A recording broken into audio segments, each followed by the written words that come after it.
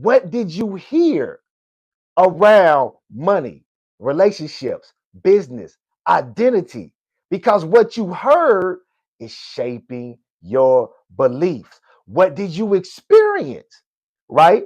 Around those things? Did you experience conflict, safety, love? I wrote down shame, success. What did you experience, right? Around those things. Those are the three ways that your nervous system learns early on because logically your brain is not fully developed. So your brain cannot logically look at something as you growing up as a kid and say, "Oh, I logically understand this belief. I logically understand why this does this." Your brain doesn't work like that in the early stages. So, how does it learn? Through those three phases. What did you see? What did you hear?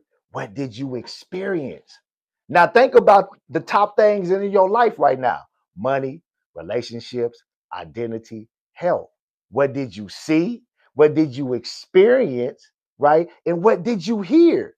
Because that's shaping your belief, right? Did you experience chaos? Right?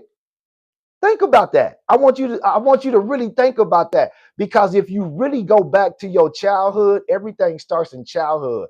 You can trace your childhood upbringing to your adult life right now. The areas that you're struggling in the most in your life right now is because you have beliefs wrapped around those areas that don't serve you, good people. And in this episode today, I'm going to give you the sauce to help you untangle that so you can really live your life in alignment with who you really are, right? So watch this.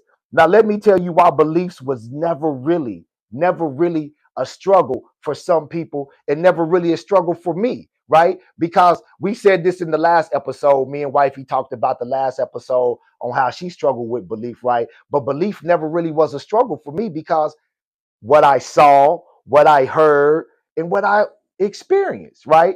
I just went over with you about what you saw, what was modeled. Well, when I was growing up, what was modeled was self-confidence.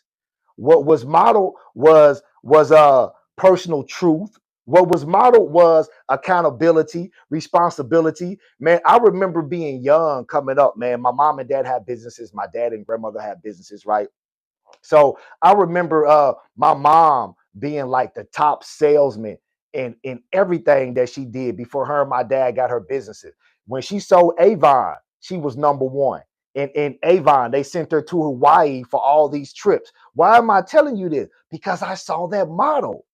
I saw that self belief model. I saw that self confidence model. Right, right. So whenever she also worked at Rest Haven, like a cemetery plot where she sold cemetery property. She was the top salesman there.